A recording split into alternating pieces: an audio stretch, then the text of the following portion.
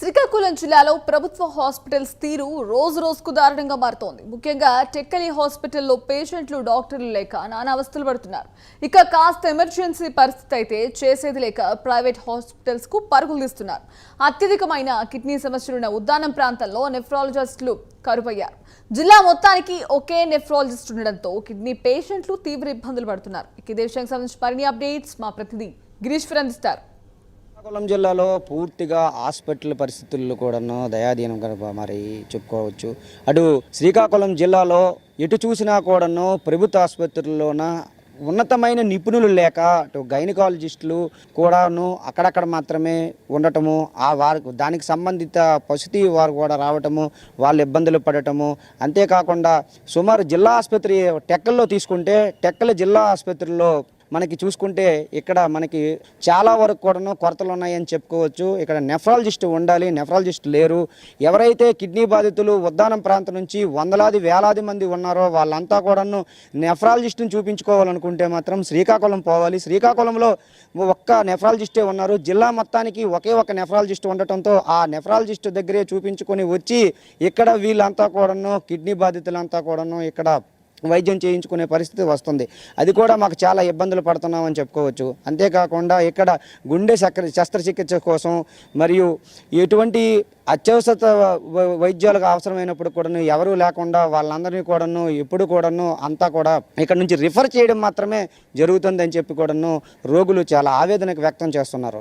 రోగులకి అత్యవసరంగా ఎటువంటి ప్రమాదాలు జరిగినప్పుడు కూడాను ఏమైనా సరే న్యూరికల్ ప్రాబ్లమ్స్ వచ్చినప్పుడు కూడాను ఇక్కడ నుంచి శ్రీకాకుళం తరలించినా అక్కడ కూడా వైద్యం అందక విశాఖపట్నానికి రిఫర్ చేసే పరిస్థితులు కూడాను పూర్తిగాను మనకి ఇక్కడ కనబడుతుంటాయి. ఇటు చూసినా కూడా డాక్టర్లు కూడా చాలా ఇబ్బందులు పడుతూ వాళ్ళు ప్రైవేట్ క్లినిక్లకే పరిమితం అవుతున్నారు.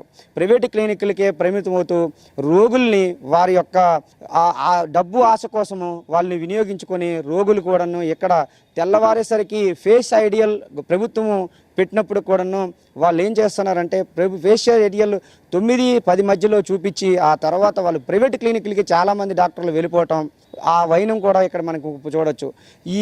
ఇటువంటి వ్యక్తుల వలన పూర్తిగా కూడాను మేము ధనం కోల్పోతున్నాము, డబ్బులంతా కూడాను ప్రైవేట్ క్లినిక్లకు పెట్టడం, పేదవారము మేము చాలా ఇబ్బందులకు గురవుతున్నాము.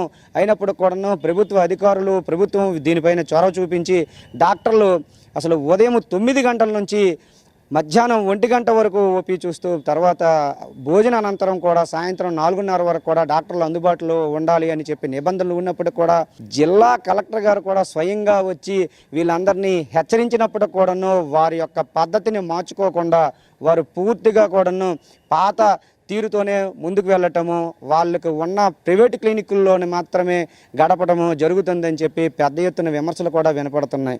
అయితే ఇటు నెఫ్రాలజిస్ట్ లేకపోవడంతో కిడ్నీ బాధితులు అయితే మాత్రం తీవ్ర ఇబ్బందులు గురవుతున్నారని కూడా మనం చెప్పుకోవచ్చు.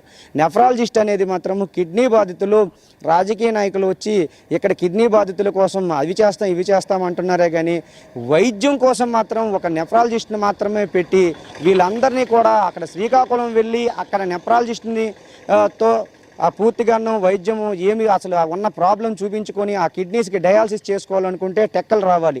టెక్కల్లో కూడాను కేవలము 10 మందికి మాత్రమే ఒకసారి డయాలసిస్ చేసే సౌకర్యం ఉండటంతో కూడా చాలా ఇబ్బందులకు గురవుతున్నారు.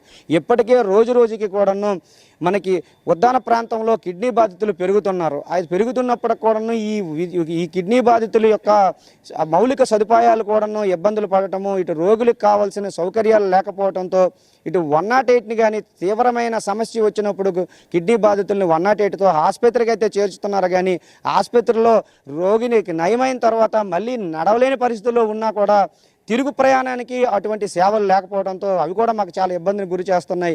కనీసం ప్రభుత్వం చొరవ చూపి పేషెంట్కి నయమైన తర్వాత నడలేని పరిస్థితుల్లో కూడాను కిడ్నీ బాధితుడిని తన ఇంటికి కూడా చేర్చేటట్టు 108 సేవల్లో ఈ యొక్క నిబంధన కూడా తీసుకురావాలని చెప్పి కూడాను చాలామంది కోరడం అయితే జరుగుతుంది.